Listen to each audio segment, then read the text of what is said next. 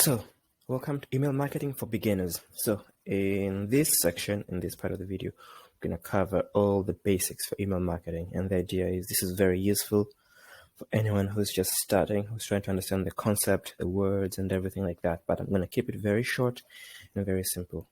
So, I am your host, Herbert Innocent. And as I said, in this video, we're going to be covering email marketing for beginners. So, let's dive right in.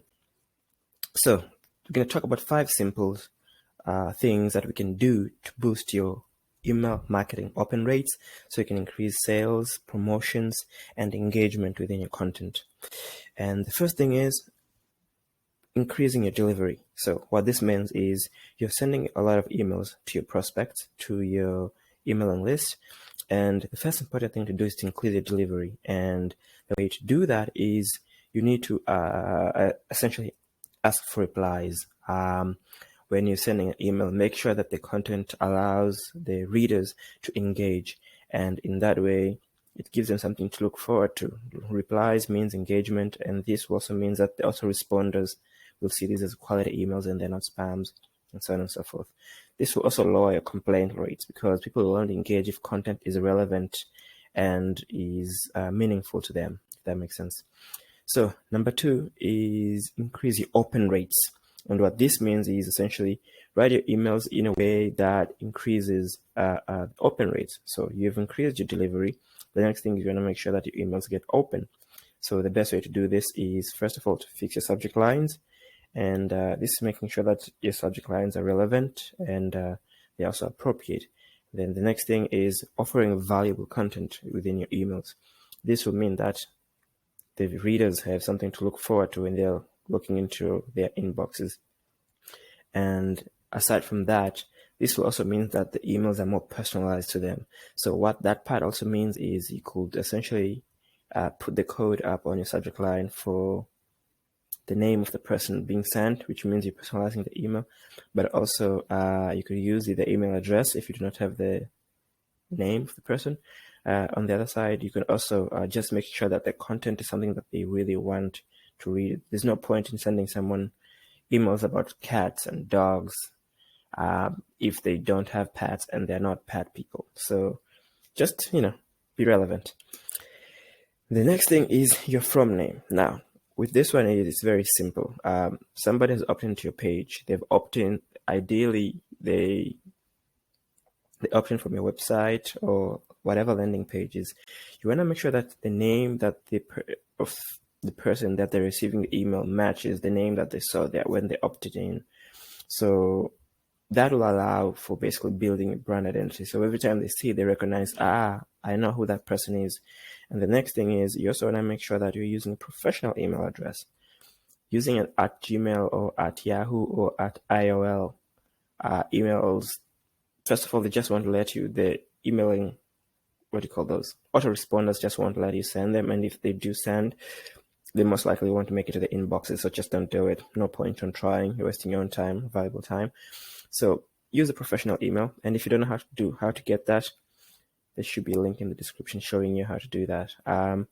Aside from that, building a brand means you're building a rapport. You're connecting with the customer. The next time they see your email addresses, they know they should open them because they're very important.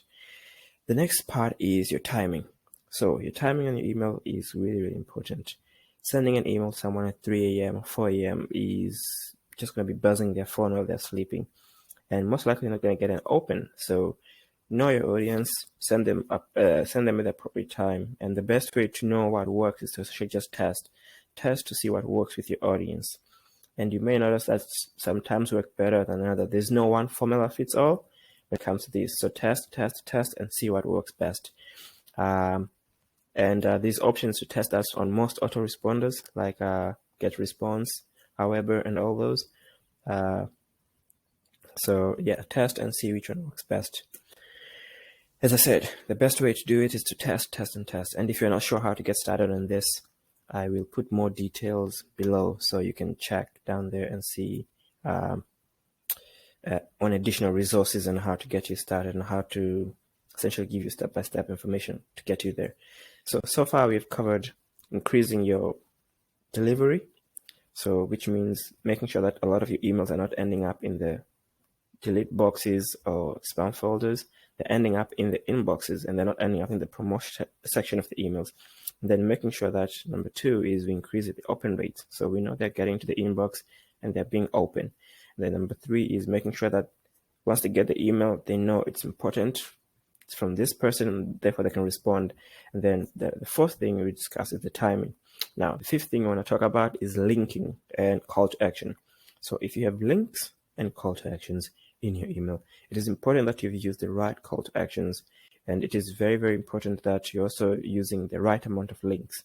And what this means is there's no point in sending a 300-word email with 5 links in it.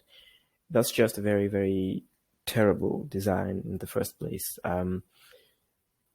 If the email is very short, ideally you should only have 1 link. And if it's very long, then maybe you should have 3 or 4 links.